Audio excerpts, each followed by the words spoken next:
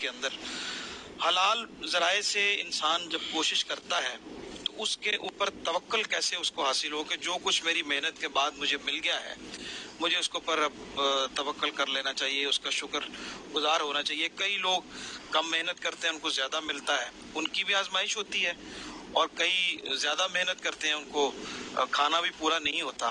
تو ان دونوں صورتوں میں بندے کے لیے حکم کیا ہے، کس طرح سے مینیج کرے ان کو؟ جناب والا اللہ تبارک و تعالیٰ نے رزق کے حوالے سے ایک پورا نظام عطا فرمایا، ٹھیک، یہاں تک کہ ہمارے جو اوقات ہیں ان کو بھی تقسیم فرمایا۔ ٹھیک ٹھیک، وجعلنا اللیل لباسا وجعلنا النہار معاشا، معاشا، واہ واہ، رات کو آپ کے لیے آرام ہے اور دن کو معاش کا کام ٹھیک کریں، ٹھیک، یہ کریں۔ اور ایک یہ ہے کہ اس کے لیے شکر بھی ادا کرو اس کا، ٹھیک، اور شکر کے لیے فرمایا ان کنتم ایاہ تعبدون، اگر تم اسی کی ہی عبادت کرتے ہو تو پھر شکر کرنا بھی تمہارے لیے لازم ہے۔ ٹھیک، واہ واہ، اور ایک جگہ پہ فرمایا وجعلنا فیہا معاشا ومن لستم لہ برازقین، بے شک بے شک، کہ اسی میں تمہارے لیے بھی رزق ہے اور ان کے لیے بھی ہے جن کے تم رازق نہیں ہو، اللہ، ان کے لیے بھی حصہ ہے۔ ٹھیک ٹھیک، رازق اللہ تعالیٰ ہے لیکن ان کا رزق اللہ تعالیٰ نے تمہارے اس رزق میں لکھا ہوا ہے، ان کا رزق کا بھی اس میں حصہ ہے۔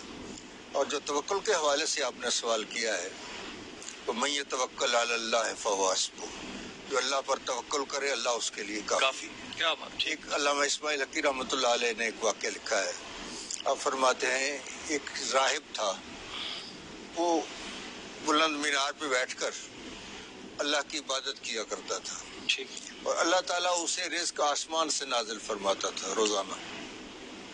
بہت عرصہ اسی طرح چلتا رہا۔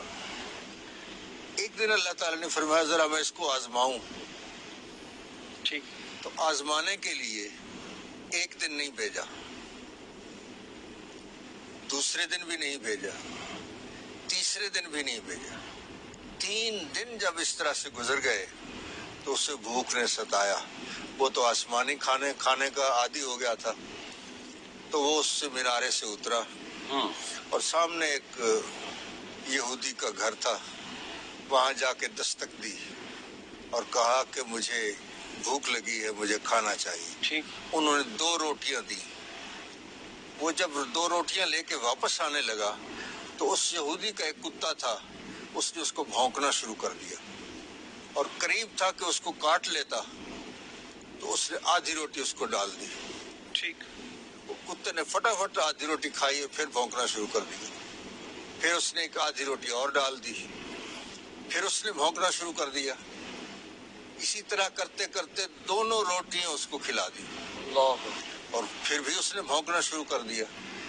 تو اس راہب نے اس کتے سے کہا کہ تمہیں شرم نہیں آتی کہ میں نے تیرے مالک سے 2 روٹیاں مجھے ملی ہیں اللہ، اور وہ دونوں روٹیاں میں نے تمہیں کھلا دی ہیں، پھر بھی مجھے بھونک رہے ہو؟ اللہ، تو کتے نے کہا پروردگار عالم مجھے زبان عنایت فرما، میں اس کے ساتھ بات کرنا چاہتا ہوں۔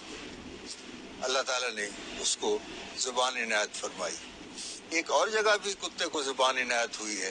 حضرت وائز بستامی رحمۃ اللہ تعالیٰ علیہ نے جب ایک کتے کو دیکھا کہ وہ بڑے گندے پانی سے نکل کر آئے ہوا تھا، تو انسان اپنے کپڑے بھی بچاتا ہے، اپنے آپ کو بھی بچاتا ہے، تو حضرت وائز بستامی رحمۃ اللہ علیہ نے اپنے آپ کو بچانا چاہا، تو کتے نے اللہ تعالیٰ کی بارگاہ میں عرض کی یا اللہ مجھے زبان عطا فرما، میں اس کے ساتھ بات کرنا چاہتا ہوں۔ اللہ، تو اس نے یہ بات کی کہ ماؤ تو ازیک گلستان ہے ازما رخ متاب، کہ میں اور تم، ہم اور تم ایک ہی باغ کے ہیں، ازما رخ متاب، مجھ سے منہ نہ پھیر، گرچہ الطافش ترا گل ساخت مارا خار ساخت، اگرچہ اس کے کرم نے تمہیں پھول بنا دیا ہے، مجھے خار بنا دیا ہے، کانٹا بنا دیا ہے، کانٹا بھی وہیں ہوتا ہے جہاں پھول ہوتا ہے۔ بالکل ٹھیک، تو پھر وہ حضرت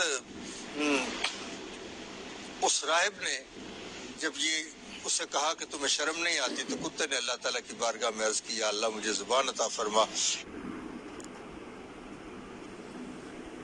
میں اس کے ساتھ بات کرنا چاہتا ہوں. ٹھیک ہے.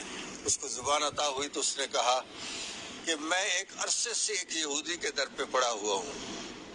مجھے 5 دن 8 دن 10 دن مجھے روٹی نہ ملے، میں یہ دروازہ چھوڑ کر کسی اور دروازے پہ نہیں جاتا. اور تجھے جو وہ رزق آسمان سے دیتا تھا، واہ واہ واہ خاص تو اگر 3 دن نہیں آیا تو اس کا دروازہ چھوڑ کر یہودی کے دروازے کیا پہ خوبصورت، ماشاء اللہ تو اصل بات یہ ہے جا کے توبہ کی اور پھر اس کا دوبارہ سلسلہ جاری.